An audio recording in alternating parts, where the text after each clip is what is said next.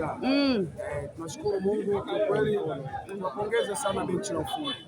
Tunapongeza benchi la ufundi kwa namna ambavyo tumepewa burudani ambayo kiukweli tulikuwa tunaitegemea. Kama mimi ni burudani ambayo nilikuwa naitamani na nilikuwa naitegemea kwa namna ambavyo wamefanya maboresho.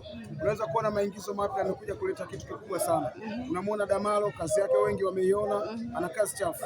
Unaweza kumuona Alan Okello, Starboy, huyu kazi yake wengi wanaijua. Lakini nilikuwa naamini akianza tu kazi yake, anatupa kitu. Burudani tumepata. Unaweza kumuona Muaji Depu, namna hatari. Yaani nilisema Engineer Hersi ni baba wa familia bora. Unatoka hapa unakwenda mpaka Ulaya kutuchukulia mali. Unaleta mali inakuja kutupa burudani. Ameenda kuwafundisha wale waliokuwa nasema ametoka huko, sijui ana assist, sijui hana nini. Amekwenda kuwafundisha. Ni mchezaji mzuri sana. Kwetu sisi tumepata mali. Wachezaji wapya kuanza kwenye kikosi mara ya kwanza na kuonesha kiwango bora, lakini wengine pia wamefunga na kutoa assist. Hii ina maana gani Kizinga? Imekuwa ni nadra sana kukutana wachezaji wa aina hiyo. Hii ina maana kubwa sana. Tena ina maana kwa sababu ya maboresho ambayo viongozi wamefanya. Hili ni bomu ambalo kuna mtu alikuwa ninamtafuta. Niwape pole sana Mashujaa. Ndugu zangu wa Kigoma, niwape pole kwa sababu goli 6. Hichi kipigo kilikuwa sio cha kwao. Hichi kipigo kilikuwa sio cha Mashujaa. Kilikuwa kinamuhusu nani? Hichi kipigo kilikuwa kinamuhusu Simba.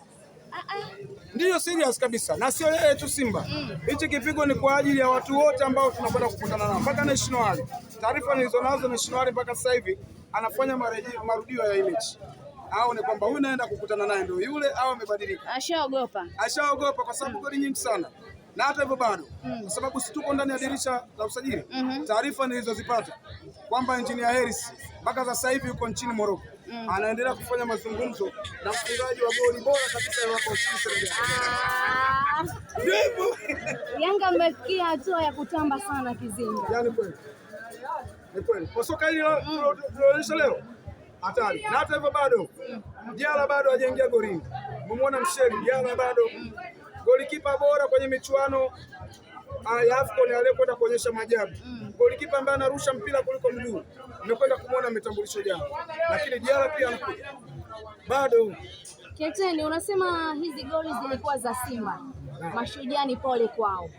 Imekuwa rahisi sana kuitaja Simba kwenye goli 6. Kwa nini? Kwa sababu amekuwa na kiwango kibovu sana. Leo hii ukimwangalia Simba amecheza jana dhidi ya Mtibwa Sugar. Lakini Mtibwa Sugar anakuja kutoa man of the match. Simba akiwa nyumbani. Toka lini uliwahi kuona Mtibwa Sugar acheze na Simba atoe man of the match?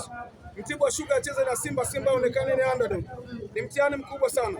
Kwa hiyo kwangu mimi, kwa kiwango anachoendelea kuonyesha Simba, goli 6-7 zinamuhusu. Goli 6-7 zinamuhusu. Kwa hiyo wale wenye roho nyepesi, msemaji kashawaambia, kaa nyumbani. Na niwaambie tu kwenye mechi ya Dar es Salaam Africans na Simba, usije utasababisha wauguzi wapate shida kukubebelea kwenye machela na ambulance.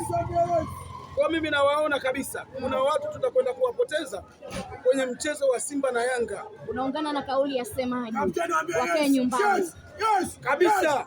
Mimi naungana naye wale wenye roho nyepesi wakae nyumbani.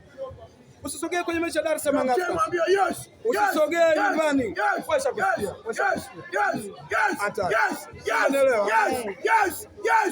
Watakutana na moto.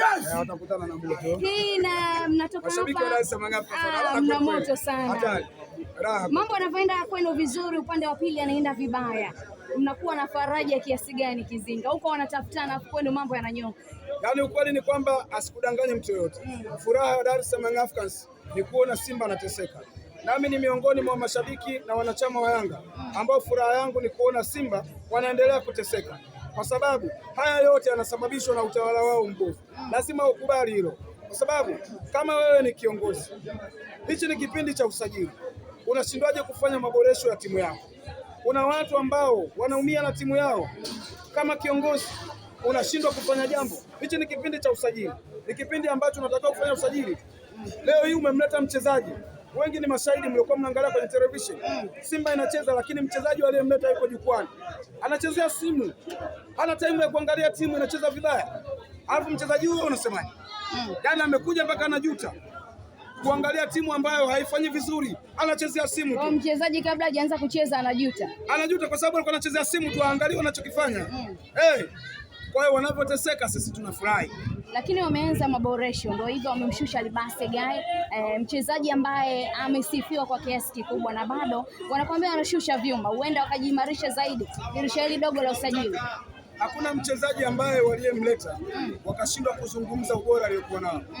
Mimi nikwambia kitu kimoja, sina mashaka maybe na mchezaji ambaye anaweza kama amekuja, anaweza kama na kiwango bora, lakini anakuja wapi? Kuna wachezaji wengi waliwasema mchezaji striker mrefu kuliko goli, mchezaji ambaye akifika hapa nchi itatikisika, si ndio? Lakini wale wachezaji mwisho wa siku wakifika hapa wanatikisika wao. Kuna nini? Sio nchi, wanatikisika wao. Unadhani kwa nini Kizinga? Sababu siko kwenye utawala. Wewe unayewaongoza watu, mpira unaujua? Unafika? Mwangalie leo Engineer Harris anatoka hapa anakwenda Uganda. Anakwenda kuzungumza na wamiliki wa Okelo, si ndio? Mwisho wa siku wanafikia makubaliano, wanampa mchezaji, wanamwaga mchezaji kwa baraka zote. Wewe umeenda wapi? Umekwenda Senegal. Leo hii unamuona mchezaji huyu ambaye ameenda kutupa goli. Depp. Ni mchezaji ambaye Engineer Harris amemfuata.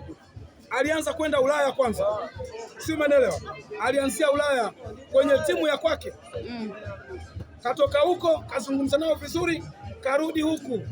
Anafika mpaka Ulaya. Kokote Engineer Harris. Harris anatoka hapa na safari na kwenda Tabora.